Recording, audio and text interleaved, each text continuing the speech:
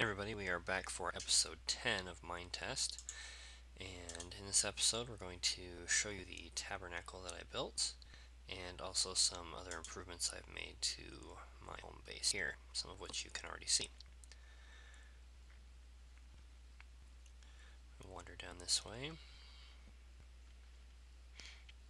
Now, one major mistake I made in building this was I didn't do my research first. The tabernacle actually faces east, and I have it facing north. So that was one big mistake on my part. We come through the front gate here. We have our altar of sacrifice right here, represented by these furnaces and the 4 horns on each corner, represented by the torches. Then we have the laver here, represented by a well. And then this is the tabernacle proper here, with the holy place. You can see we have a menorah with 7 torches on it.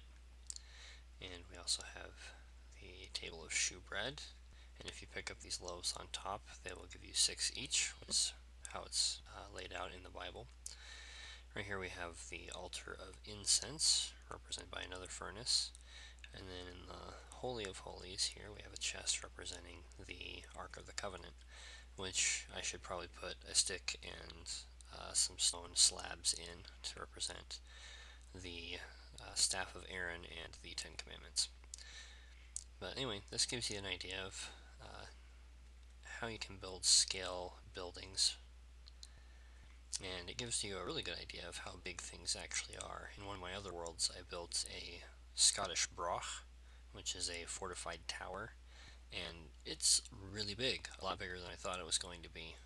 So it's interesting when you build scale buildings to see really how big they actually are using a virtual world like this.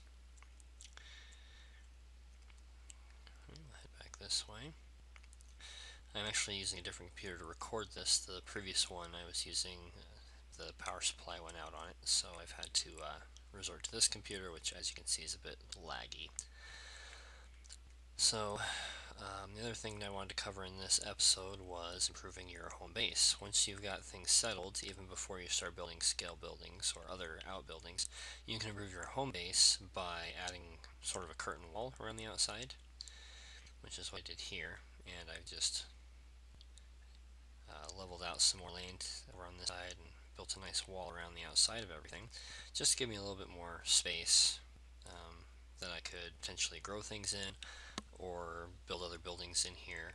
I've included my safety tower right here inside the walls of my curtain wall, so that's one thing we can do. Have our water supply here so I can potentially add more fields in here for wheat or whatever else.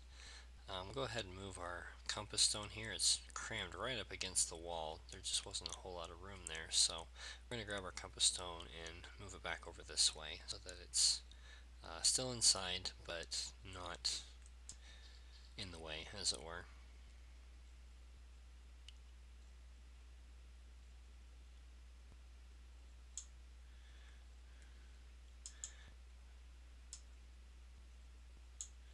Okay, so we'll come around over this way, and I like to give 2 squares of space around my structures. You'll also notice on this computer the icons don't show up correctly in the inventory. Mark north here. Now if you have if you're building this out and about somewhere and north is also the way home, sometimes I'll put the block of dirt down first and then put the torch on top, so that way you can still indicate where home and north are, which in this case happens to be the same. Okay, so that's pretty much it for that.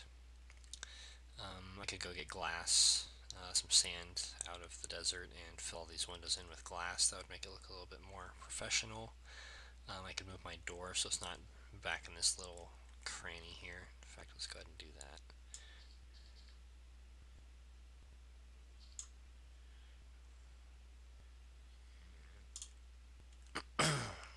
Bring the door around over this way. We'll put it right here.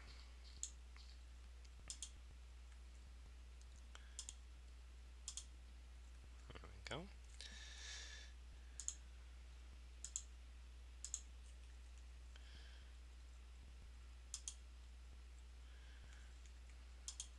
And I always like to mark my doors with torches on the outside so you can see them easily. So there we go. Make our rescue tower a little more accessible. And actually, if we went up top here, we could even see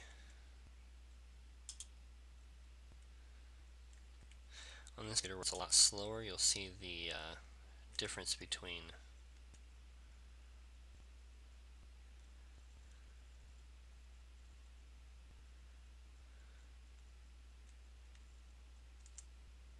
Alright, so now if we hit R, blammo, there's a really big difference, and you can see my frames dropped considerably. So we can see the whole tabernacle from here. We can see our garden areas, our sheep pen, and our roundhouse over there, as well as our tree house and our cemetery right here. But you can see how much slower the frames are on a slow computer, which is why we have the fog like that, so that our frames can be fairly reasonable while we're playing. Nighttime, so we'll go ahead and head back inside, but hopefully that gives you an idea of things you can do when you're first getting started playing Minetest, that you don't have to build a huge castle right off the top. It's actually better to get your resources lined up so that you've got plenty of water, plenty of wheat, plenty of sheep, plenty of wood, and those types of things first, so that when you start building buildings you have everything close by. You don't have to go hunting for it. And with that, we'll go ahead and conclude this episode as well as this series. I may do a future series which goes into more intermediate to advanced topics. Things like where to find ores, how deep do you have to go to find lava, things like that that are more intermediate to advanced topics that really don't fit in a beginning episode. So we will catch you guys later. Thanks for watching.